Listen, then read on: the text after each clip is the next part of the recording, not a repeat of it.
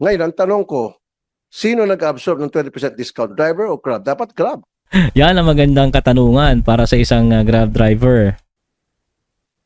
Mr. Chair, may I be recognized? Yes, sir. Based on the existing policy, it should be the TNC, meaning to say it's Grab or any other existing TNC ang mag-absorb ng 20%. It should never be the driver. Okay, meron ba tayo driver? Ayan po, malinaw na malinaw mula mismo sa LTFRB na ang sasagot dapat talaga na discount are yung TNC, it's either Grab, InDrive, Joyride, or kung ano pa man, hindi po ang driver. Ayan, malinaw po para sa lahat yan. Driver dito ng Grab?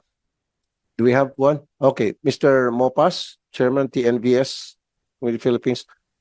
Now, sino nag-absorb ng 20% discount para sa student or sa senior citizen or sa PWD? Kayo, driver, or yung Grab? Thank you, Mr. Chair. For the past how many years po, ang TNC po ang nag-shoulder po ng 20% para sa PWD, sa senior citizen at sa ating pong mga student. Pero in-implement po ito pong taon na to, implement po ito, hindi ko alam po anong buwan po yun, ang nag-shoulder po ang mga drivers na po ngayon ng Oh, PNPS. kailan lang po ito? Yes. Sometimes mga Actually, ako talaga, buong alam ko is Grab talaga, Grab Philippines ang sumasalo ng discount para sa PWD. No? Wala talaga akong idea. Kasi ako, biyahe lang ako ng biyahe. And then, lately ko lang nalaman na kami pala ang nagsushoulder nun. almost 6 months na po ata. Ito pong pagpasok ng 2020. Sino po. pong pumirma doon sa memorandum na ang magsushoulder Actually po, ay kayo instead sa... pinalabas po ito, sinabi po ito sa aming comms. Sino nagpalabas po? Ang Grab po. Sa Grab po kami, ang unang nagpampo sa amin. Ayan, Grab. Ang dominant po kasing TNC ngayon is sa Grab.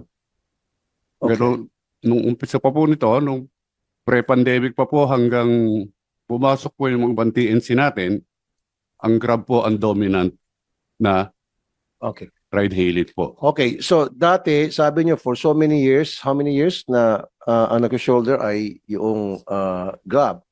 Ngayon, TNC. Ngayon, kayo nag-shoulder na sa kayo mga driver. Doon sa 20% discount para sa PWD, senior citizen students. Tama? Did I hear it right? Yes, Your 6 Honor. months ago lang. Yes, Your Okay. Honor. Grab, anong nangyari, sir? Salamat po. So, grabe, matindi na pala, 6 months na pala, yun nga, na sa driver na, yung sumasalo. Mr. Chair, yung polisiya po ng pagbayad po nung itong mga pag-shoulder nung Attorney discounts Garrett, may ay makati yung ginawa ilong. pong polisiya ng Grab dahil po sa pandemya para po makatulong sa mga driver. Pandemya, 6 months ago lang. Opo, kaya nga po, in-extend po natin hanggat kaya.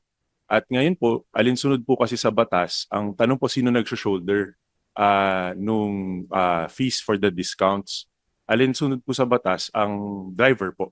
So kaya po hanggat kinaya po ng kumpanya Alin sunod sa batas? Anong batas yun? Pakibanggit. sa PWD law po. Hold on. Alright. Ano po namin. PWD law. So, sa PWD law, nakalagay daw na driver yung magsushoulder ng discount para sa PWD. While he's looking at it, LTFRB, can you... Mr. Chair, may I be recognized? Ayan, We Attorney. have an existing memorandum circular issued by the LTFRB, and it's very explicit on it. Before we award them the franchise, nandun na po yun. The 20% discount shall be shouldered by the TNC regardless of whether it's Grab or any other TNC. Yan po ang batas na pinapatupad namin sa LTFRB. And they are bound by that law because before they are given the franchise, nandyan na yung CONHO memorandum circular na yun. So hindi sila sumunod doon sa franchise agreement. So, ayan, again, malinaw na po sa ating lahat dito, sa explanation ng LTFRB. Nakalagay pala sa kanilang memorandum bago nila pinirmahan yung prangkisa na binigay sa kanila is yung TNC ang sasagot ng discounts at hindi po ang driver. I would assume, So, sir. anong multas dapat dito? So, yan, nakita mo na face-to-face. O, naglabag sila ng franchise agreement nila for the past 6 months. Mr. Chair, may I request then for a statement from the driver, and we will give them a show cause, and if the evidence warrant, we will issue them the appropriate suspension of their franchise. Patay kang bata ka. See, tigas ulo nyo eh. Okay, sige. So, pag may mga drivers na mag-complain, iimbestigahan nyo at kapag napatunayan na talagang ganun nga ang patakaran, so pwede sila masuspend yung kanilang franchise. Yes, Mr. Chair. In fact, in today's hearing, upon hearing what was stated dito po sa statement nung Ginoo po, if that can be reduced into writing, pwede na ho naming aksyonan kaagad, and we will conduct the hearing by next week.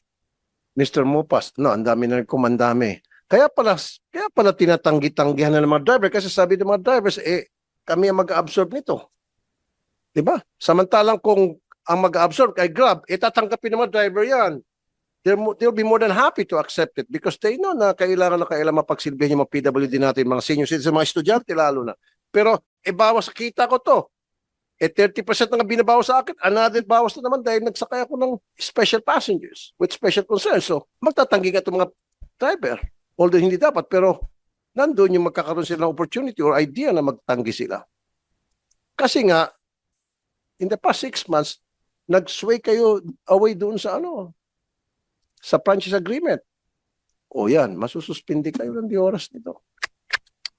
Matutuwa yung mga karibal nyo rito.